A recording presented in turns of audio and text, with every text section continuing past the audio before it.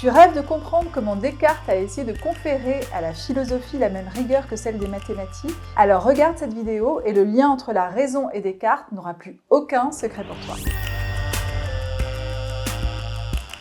Notion qui nous accompagne au quotidien, la raison est une arme secrète qui nous donne de super pouvoirs et qui nous aide à démêler les énigmes du monde Il s'agenouille devant Dieu. et à donner du sens à notre existence. Aussi, dans cette vidéo, on te propose de vivre une aventure passionnante, si, pas moi, dans laquelle tu vas apprendre à maîtriser les pouvoirs de la raison afin de déjouer les pièges de la confusion et de l'ignorance. Bon, évidemment, ça risque de ne pas être de tout repos, parce que si la raison est une alliée puissante, elle possède également ses propres limites. Alors, prêt pour embarquer dans cette aventure captivante? Eh bien, j'ai envie de te dire, allons-y. Comme d'hab, on verra la définition, une des problématiques qu'elle sous-tend, l'enjeu de la réflexion pour la philosophie et pour les hommes, et on verra le plan suivant. Nous verrons tout d'abord la raison comme faculté de connaître, puis la raison comme guide moral, et enfin la raison comme moyen d'action. Mais commençons tout d'abord par définir la notion du jour. La raison est cette faculté de l'esprit humain qui nous permet de comprendre, de juger et de discerner le vrai du faux. Elle est un outil essentiel pour explorer le monde qui nous entoure et pour construire notre connaissance. Mais voilà, d'où vient-elle? L'étymologie nous révèle que le terme raison provient du latin ratio, ratiocinatio, qui signifie calcul ou raisonnement logique. Ainsi, la raison est cette force qui nous permet de procéder à des déductions rigoureuses et à des analyses rationnelles. Mais la raison peut conduire à des impasses cognitives, c'est-à-dire affirmer des choses qu'elle n'est pas en mesure de vérifier en raison de la réalité qui est parfois très contradictoire. Par exemple, en général, en été, il fait beau. Or, aujourd'hui, 6 juin, il pleut. Et de nos propres désirs, par exemple, on a tendance à vouloir confirmer nos croyances préexistantes. Salut Barbie! Hello Ryan! Et à accorder plus de poids aux informations facilement accessibles. Or, cela peut conduire à des impasses de la pensée et à des jugements erronés. Et de là apparaît une des problématiques possibles de la notion. En effet, la raison oscillant entre lumière et obscurité, comment concilier sa capacité à nous éclairer sur le monde avec ses limites qui peuvent nous conduire à des impasses cognitives. L'enjeu, quant à lui, n'est pas des moindres, dans la mesure où si on parvient à dépasser ce problème, l'homme pourrait gagner une pensée plus critique, une ouverture d'esprit et une compréhension approfondie du monde. Mais essayons tout d'abord de comprendre pourquoi la raison détermine notre connaissance.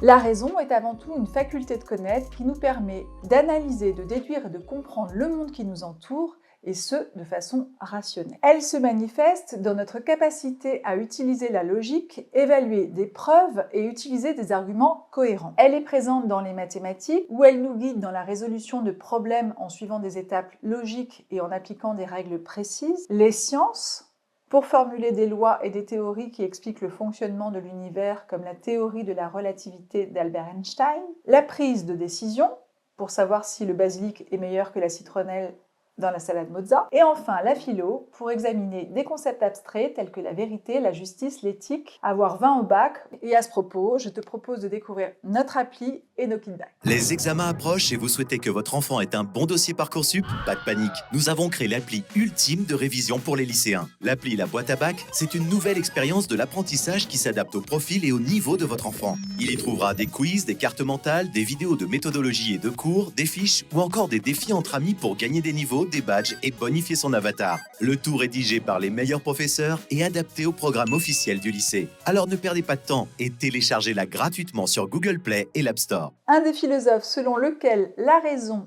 est indispensable, c'est Descartes. Soucieux de conférer à la philosophie la même rigueur que les sciences et les mathématiques, Descartes a eu l'idée d'utiliser un outil, celui du doute méthodique. Il a absolument tout remis en question afin d'établir des vérités fiables et indiscutables en partant de connaissances dont il était impossible de douter.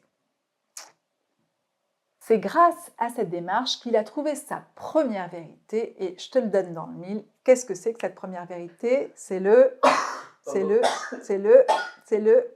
On est en train de perdre notre caméraman. C'est le quoi? C'est le cogito ergo sum.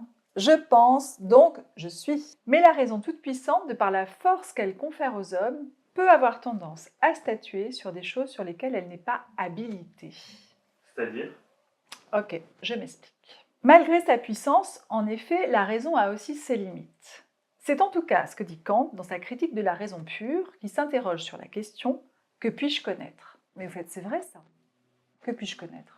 Après avoir étudié le fonctionnement de l'entendement humain, à savoir notre faculté de connaître, Kant a pu établir que l'on ne pouvait statuer que sur des choses dont on faisait l'expérience. C'est-à-dire que l'on pouvait appréhender à l'aide de nos 5 sens. Et de ce fait, il a pu affirmer que lorsque Descartes dit « j'ai l'idée de Dieu, donc il existe », eh bien sa raison va trop loin, il délire, il dit n'importe quoi.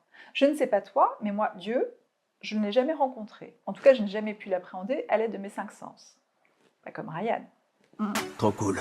Et de ce fait, lorsque Descartes dit « j'ai l'idée de Dieu, donc il existe », sa raison statue sur des questions métaphysiques qui relèvent de la foi et non de la raison ou de la rationalité. La raison a donc des limites inhérentes qui peuvent nous conduire à des impasses cognitives. Par conséquent, on sait depuis Kant que certains aspects de la réalité, tels que l'infini ou encore les mystères de l'existence, dépassent les capacités de la raison humaine. Bah ouais, Kant, c'est un peu notre super-héros qui a changé notre façon de penser, en jugeant bon de réfléchir aux frontières de notre compréhension. Mais la raison, si elle a ses limites, est aussi ce par quoi l'action morale devient possible. Et là, j'ai envie de te dire qu'elle transcende ses limites. Voyons donc maintenant le lien entretenu entre la raison et l'éthique. La raison comme guide moral.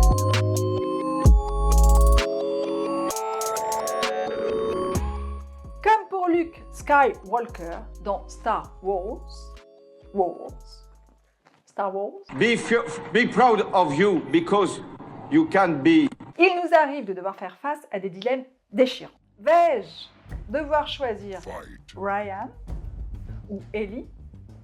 Le kit bag de philosophie d'Élise est-il meilleur que celui de Tanguy en français? That is a question. C'est pourquoi Kant a jugé bon de montrer que la raison peut guider nos choix moraux en établissant des principes universels et rationnels. En gros, la question c'est, va-t-on choisir le côté obscur de la force ou au contraire choisir la voie de la sagesse?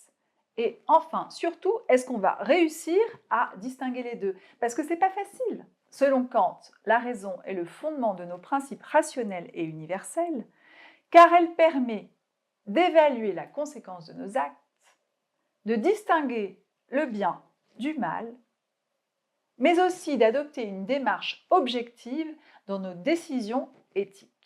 Selon lui, la raison peut nous guider vers des principes moraux qui s'appliquent à tous les individus indépendamment de leur intérêt personnel. Et c'est là qu'intervient son concept de l'impératif catégorique. Mais l'impératif catégorique, c'est quoi?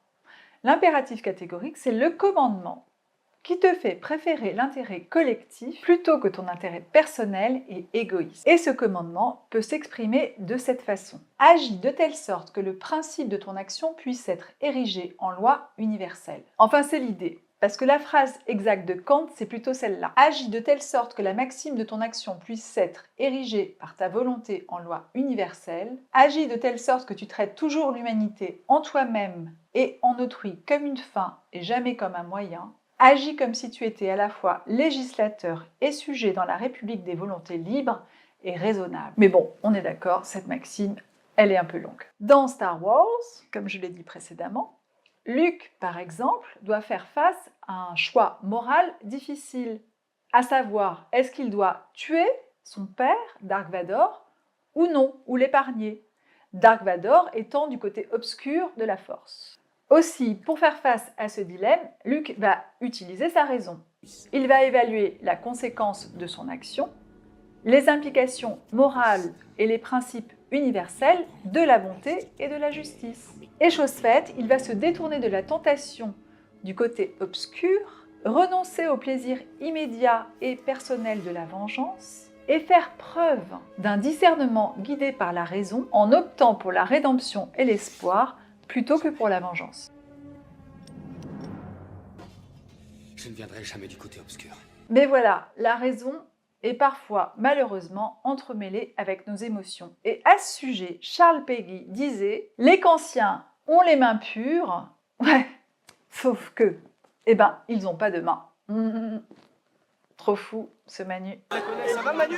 Mais non, pas celui-là. Tu m'appelles monsieur le président de la République ou monsieur? Manu Kant. En fait, oui, c'est possible, En fait, pour Kant, nos actions morales, elles sont guidées par des principes rationnels et universels. Il a une foi folle en l'homme, c'est-à-dire qu'il considère que les hommes peuvent faire des choix moraux et renoncer à leurs plaisirs individuels immédiats, comme la vengeance. Et Péguy dit à Kant, qui a une foi en l'homme qui est extrême, qui considère que l'homme peut être très très très moral, Péguy dit à Kant, ouais c'est bien beau, parce que les Kantiens, ils ont les mains pures, sauf qu'ils n'ont pas de mains. Ils ne sont pas attirés par le plaisir immédiat de la vengeance. Il oublie que l'homme, c'est un égoïste, un individuel, un charnel, insensible. Voilà. Ok. J'ai compris maintenant, merci. Je t'en prie. Si tu veux, tu m'appelles, on fait un cours particulier, je t'expliquerai Kant, précisément. Ce que veut dire Péguy, c'est qu'on n'est pas des machines, et que nos émotions influencent nos jugements, nos décisions, nos choix, et ce même lorsqu'on essaie d'être rationnel. C'est d'ailleurs ce que nous montre Severus Rogue dans Harry Potter. Bien qu'il semble agir de façon froide et rationnelle, il n'est pas difficile de voir que ses actes sont motivés, entre autres, par son amour non partagé envers Lily Potter, la mère d'Harry, et sa colère envers James Potter, le père d'Harry. C'est d'ailleurs cette même idée que l'on retrouve chez Hume, qui soutient que nos émotions jouent un rôle décisif dans nos actions et nos jugements, même lorsque l'on essaie d'être rationnel. Selon lui, nos émotions influencent puissamment nos raisonnements. Et la raison pure ne peut guider seule nos choix. Hume invite ainsi à prendre en compte la complexité de nos émotions dans notre réflexion et à ne pas sous-estimer leur impact dans nos pensées rationnelles. Ainsi, l'apport du philosophe est de montrer qu'il est important de reconnaître l'interaction entre nos émotions et notre raisonnement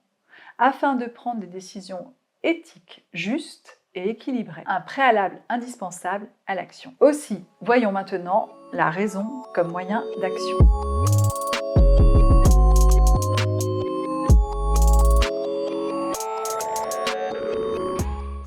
Pour mesurer comment la raison se met à l'œuvre dans la réalité, il est impossible de faire l'impasse sur la question politique. Ah, la politique, ce joyeux terrain où s'expriment des paroles sensées, rationnelles, pacifiques et morales. Public, c'est moi!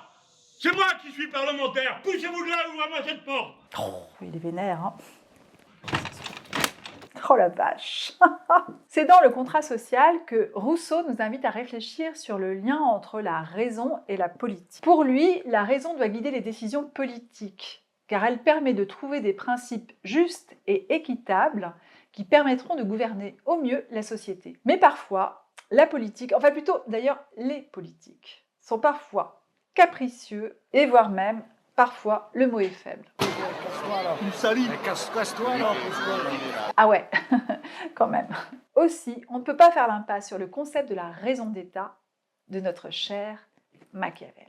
Et oui, le philosophe a eu le mérite de rappeler que la notion de raison en politique n'est pas toujours aussi noble qu'elle devrait l'être. En effet, le concept de la raison d'État implique que le prince prenne parfois des décisions pragmatiques, voire cyniques, afin d'assurer la stabilité du pouvoir. Car pour Machiavel, il n'y a rien de pire pour un pays, mais aussi pour le peuple, que l'instabilité politique. En gros, la politique, c'est un peu comme diplomatie, ouais, bon, je sais, ça date un peu, un jeu stratégique dans lequel la raison doit parfois agir de façon immorale pour atteindre les objectifs fixés.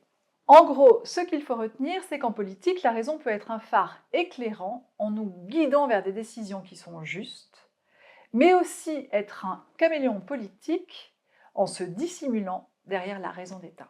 La politique est donc un terrain glissant où la raison oscille entre noblesse et ruse, et où la véritable mesure de sa grandeur dépendra des mains qui la manient.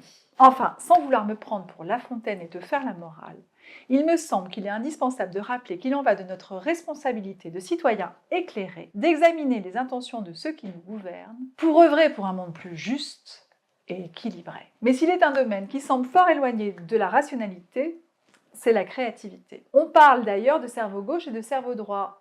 Ceux possédant un cerveau gauche seraient plus rationnels et les autres plus créatifs. Enfin bon, ça vaut ce que ça vaut comme raisonnement, et d'ailleurs il y a même des gens qui n'ont pas de cerveau du tout. Selon Nietzsche, notre raison doit veiller à ne pas étouffer notre créativité, mais au contraire la nourrir. Pour le philosophe, en libérant notre esprit créatif, on affirme notre individualité. Et on trouve notre voie dans le monde. C'est pourquoi la primauté de la raison dans la philosophie traditionnelle lui déplaît, et il préfère une approche plus créative, plus intuitive de la compréhension de la réalité. Pour info, c'est même lui qui a dit « il faut faire de sa vie une œuvre d'art ». Néanmoins, il est indispensable de concéder que la raison et la créativité ne sont pas toujours opposées. Et certains mariages créatifs et rationnels ont même engendré de véritables chefs-d'œuvre. C'est en tout cas ce que révèle la mise en place des règles de perspective. La perspective consiste à créer une illusion de profondeur sur une surface plane. Elle a été inventée à Florence au début du Quattrocento, si mi parlo un po' italiano, mi piace molto questa lingua, par l'architecte Brunelleschi afin de donner une vision plus conforme des représentations humaines. Je t'ai eu, hein. Elle est déjà pratiquée de façon intuitive par Leon Battista Alberti, qui en propose une théorie dans son ouvrage De Pictura. Il y recommande qu'un peintre soit instruit autant que possible dans tous les arts libéraux, mais surtout qu'il possède bien la géométrie. Ainsi, l'art se nourrit d'un savoir fondé sur la raison, la géométrie et l'optique.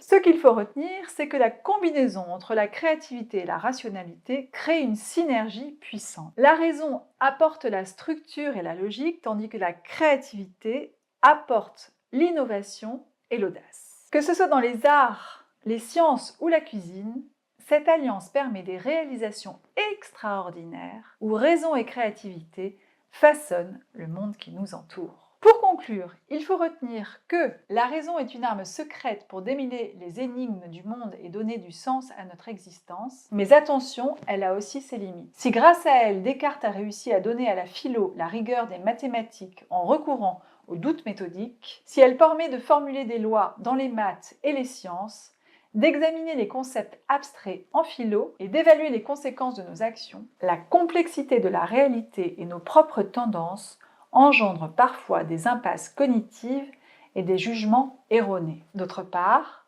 si malgré ses limites, la raison est un outil puissant pour guider nos choix moraux et prendre des décisions éthiques, la raison peut être influencée par nos émotions et la politique révèle qu'elle oscille entre noblesse et ruse. Une chose est sûre, en maîtriser les pouvoirs est un bon moyen de déjouer les pièges de la confusion et de l'ignorance. Je te remercie d'avoir regardé cette vidéo et je te dis à bientôt sur une prochaine vidéo.